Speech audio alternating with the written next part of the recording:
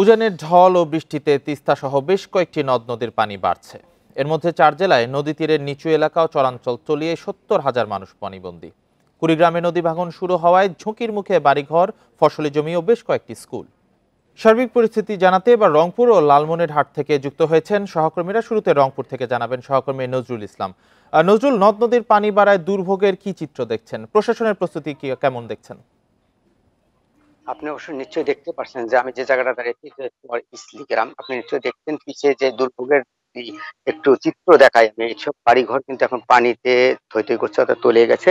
এই জায়গার মানুষগুলো কিন্তু তারা রাস্তায় অবস্থান নিয়েছে এবং আশ্রয় নিয়েছেন গবাদি পশু সহ। তারা কিন্তু অনেক দুর্ভোগে আছেন এবং ভোগান্তির শিকার হচ্ছেন পদে পদে। তারা আজকে 3 দিন ধরে কিন্তু রাস্তায় অবস্থান করছেন, সেখানে আছেন।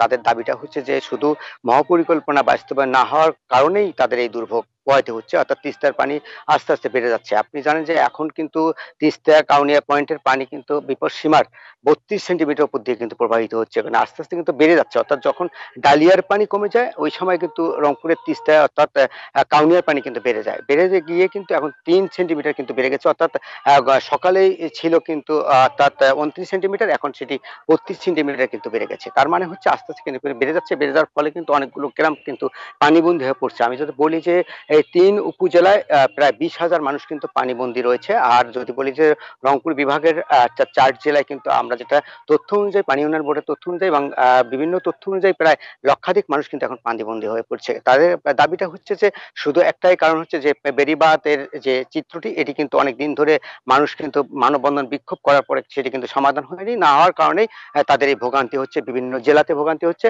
উপজেলাগুলোতে ভোগান্তি হচ্ছে। আমরা কিন্তু সকালে এসে বিভিন্ন জায়গায় ঘুরে ঘুরে দেখেছি সব জায়গায় কিন্তু একই চিত্র, অর্থাৎ ফসলি জমি থেকে আরম্ভ করে যে সব যাতে শিক্ষা প্রতিষ্ঠান রয়েছে সেটি কিন্তু পানিতে ভরে গেছে। অর্থাৎ শিক্ষা প্রতিষ্ঠানে কিন্তু শিক্ষার্থীরা তারা স্কুলে যেতে পারছে না। তাদের দাবিটা হচ্ছে যে যে কারণে স্কুলে যেতে পারছে না সেটি হচ্ছে রাস্তাঘাট তলিয়ে গেছে এবং স্কুলে যে বেঞ্চ চেয়ার রয়েছে সেটিও কিন্তু সেখানে চলে গেছে। এই কারণে কিন্তু তারা যেতে পারছে না। সব মিল দেখা যাচ্ছে যে মানুষের ভোগান্তি কিন্তু প্রতি সময় বেড়ে যাচ্ছে। এই ছিল আমার কাছে তিস্তা পার থেকে বন্যার সর্বশেষ। জি নজরুল, আপনি তথ্য সংগ্রহ করতে থাকুন, আমাদের সাথেই থাকুন। এবার লালমনিরহাট থেকে যুক্ত হয়েছেন সহকর্মী মাজহারুল ইসলাম। মাজহারুল, বসতবাড়ি, ফসলি জমি এবং রেল লাইনেও পানি উঠেছে। এই অবস্থায় শহর রক্ষায় কি ধরনের ব্যবস্থা নেওয়া হয়েছে?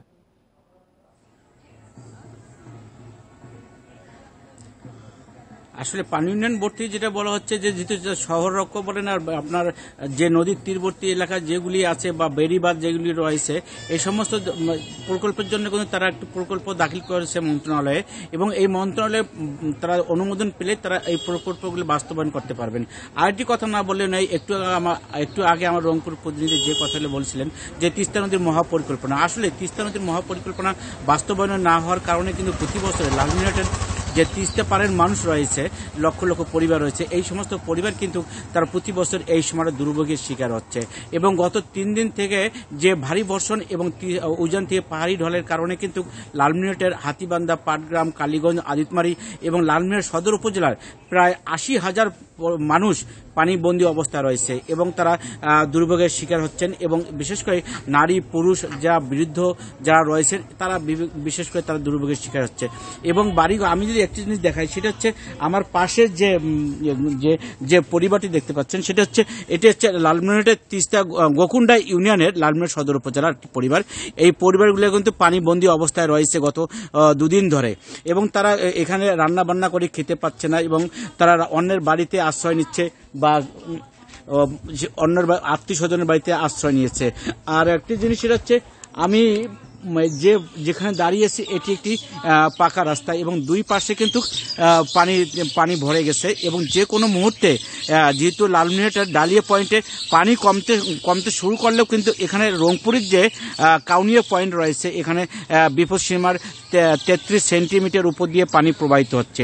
এই বিপদসীমার উপর দিয়ে পানি প্রবাহিত হওয়ার কারণে কিন্তু এখানকার যে আবাদি ফসল বিশেষ করে রোপা আমন এবং সবজি চাষ করেছিল তারা ক্ষতির মুখে পড়েছে। এবং সেটা হচ্ছে অনেক আছে মৎস্য চাষি রয়েছেন, মৎস্য চাষিরা তারা লক্ষ লক্ষ টাকা ঋণ নিয়ে তারা মৎস্য চাষ করেছেন এবং তারাও এই ক্ষতির মুখে পড়েছে। এবং জেলা প্রশাসনের পক্ষ থেকে বলা হচ্ছে এ পর্যন্ত লালমনিরহাটের যে বন্যা দুর্গত এলাকার পরিবারের যারা পরিবার রয়েছেন তাদের জন্য 3 লক্ষ টাকা তারা বিতরণ করেছে এবং 90 মেট্রিক টন চাল জিয়ার চাল তারা বরাদ্দ করেছে এবং শিশুদের জন্য 5 লক্ষ টাকা এবং গবাদি পশুর জন্য 5 লক্ষ টাকা তারা বরাদ্দ করা হয়েছে।